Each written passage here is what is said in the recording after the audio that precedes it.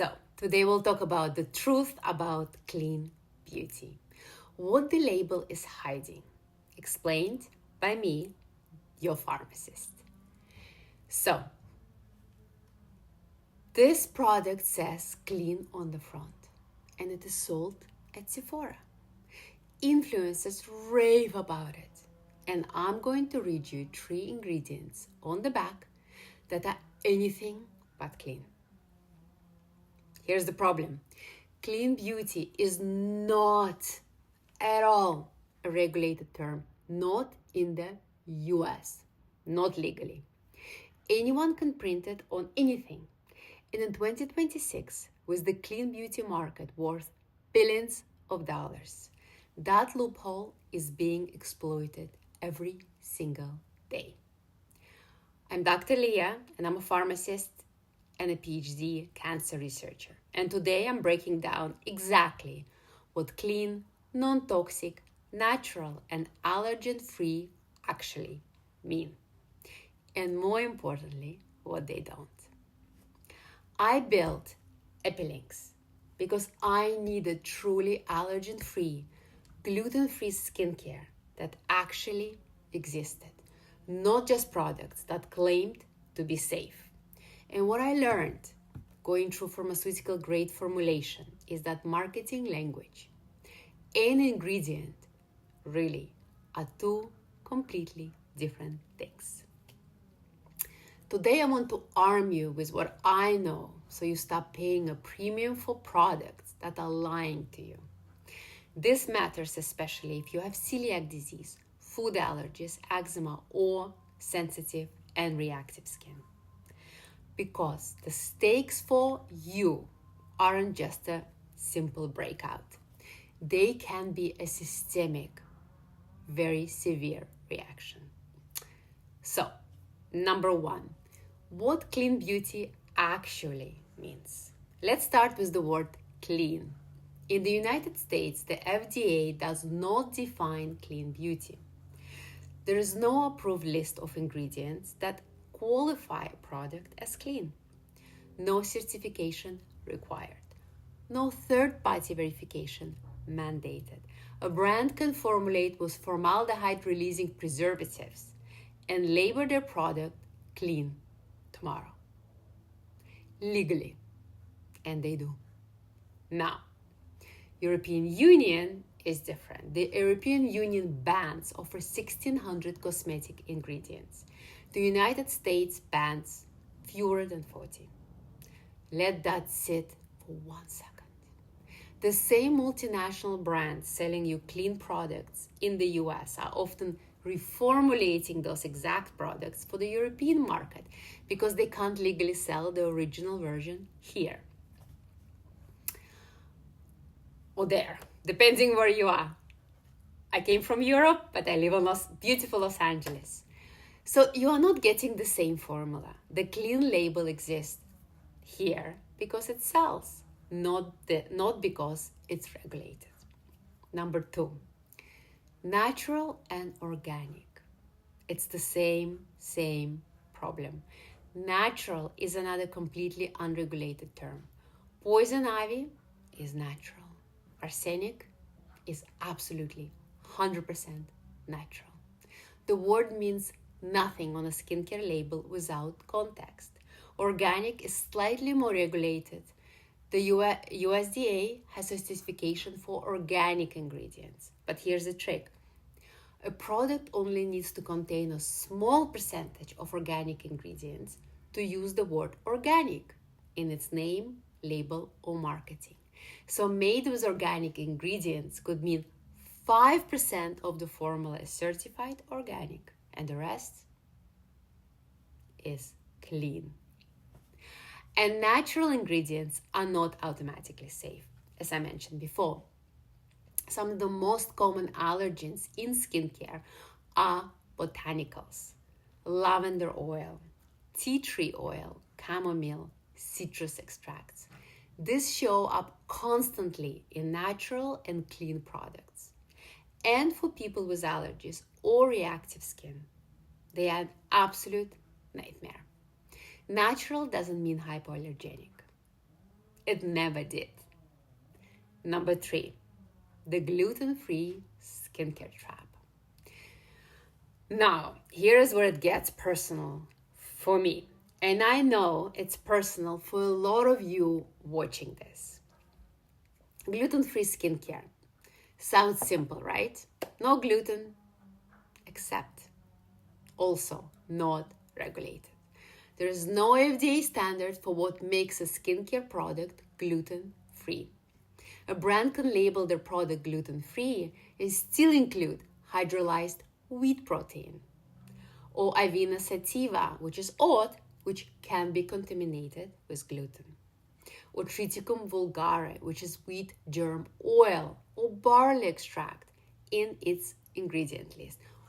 So why does it matter? Well, for people with celiac disease, skin absorption of gluten proteins,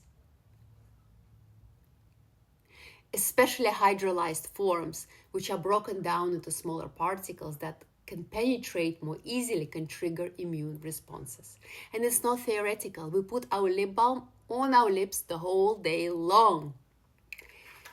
And there is a clinical literature on it. And because the gluten-free label has no teeth, people with celiac are trusting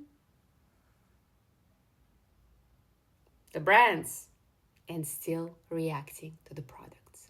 I see this in our community constantly. The only way to actually verify gluten-free status in a skincare product is a third-party testing, or the brand transparency, full ingredient transparency, right to the brand, which is exactly why we built Epilinks around it, because no one else was doing it.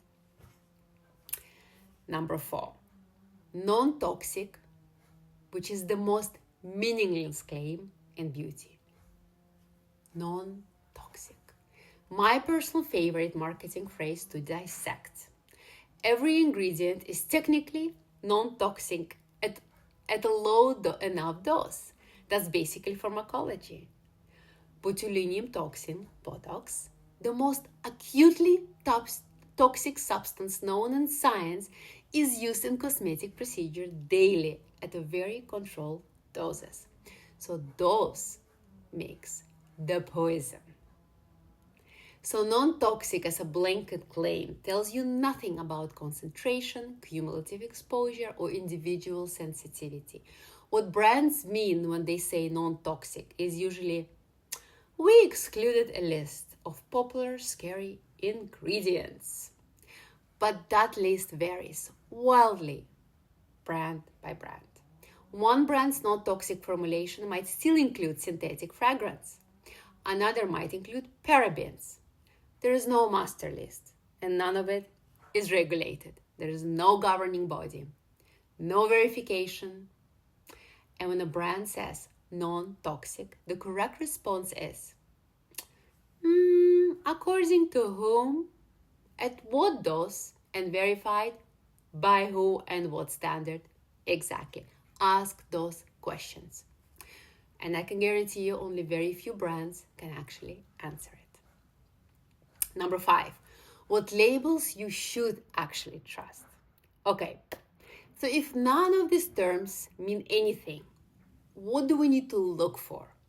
I'm going to give you a short list of certifications and practices that actually require something.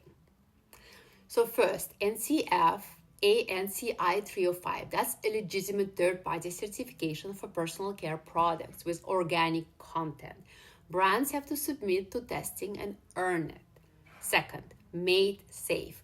That's a rigorous certification that screens for known and suspected toxic chemicals. It's one of the most strictest in the industry. Third, Leaping Bunny, specifically for cruelty-free certification and verification. It's not related to ingredient safety though, but it's an independently verified claim, unlike cruelty-free, printed alone on a label.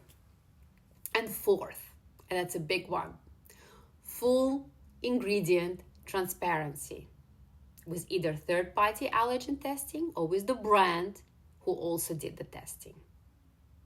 Not a marketing claim on a label, on a website. Actual brand verification and documentation. If a brand cannot tell you whether their products have been tested or how they've obtained their products, or if there is a cross-reactivity with common allergens, that allergen-free label means nothing. It just words. So the standard I hold for epilinks is to have pharmaceutical grade formulation. The same rigors I would apply when making medicines. Because for people with celiac disease or serious allergies, the skin is not a wall. It's a route of exposure, and it needs to be treated accordingly, especially for lip products or anything that will get absorbed through your skin. Number 6, the European Union versus US gap and why it matters right now. I want to come back to that, the European Union versus EU number, because I think it deserves more airtime. The EU bans over 1,600 cosmetic ingredients. US bans fewer than 40, as I mentioned before. The last major federal update to US cosmetic safety law before MOCRA, Modernization of Cosmetic Regulation Act, passed in 2022, was in 1938. 1938! The industry has essentially been self-regulating for over 80 years. MOCRA introduced some improvements: mandatory adverse event reporting, facility registration, fragrance and allergen disclosure requirements. It all came into effect. It's a great and first step. But we're still not in EU standards, not even close. So what this means practically for you? If you are relying on a product being sold in the US market as your safety signal, that's not enough, especially if you have sensitive or allergy-prone or celiac skin. The regulatory floor for now is low and you have to go above it. So let's bring it home. Clean, natural, organic, non-toxic, gluten-free. None of these terms are legally defined or regulated on US skincare labels. They are all marketing language. Some brands use them honestly, with real standards behind them and testing behind them, but many don't. The way you protect yourself is read the full ingredient list. Ask the brand for full transparency. Look for third-party certification. And really ask the brand directly about what testing they've done, how they source their ingredients, why they choose to do what they do. Especially if you have celiac disease, food allergies, eczema, or reactive skin. You deserve much more than just a claim on a label. You deserve a brand that holds itself to a real standard. This is why I decided to build Epilinks, and this is why we decided to help people who really now underserved. Drop me a comment below and tell me what's the most misleading label claim you've seen on a skincare product. I really want to dissect it. I genuinely want to know. If you're new here, subscribe, because I'll be breaking down one skincare ingredient at a time and things that dermatologists swear by for anti-aging that's hiding under 5 different names on ingredient list. And more and more and more. See you guys. Thanks for listening.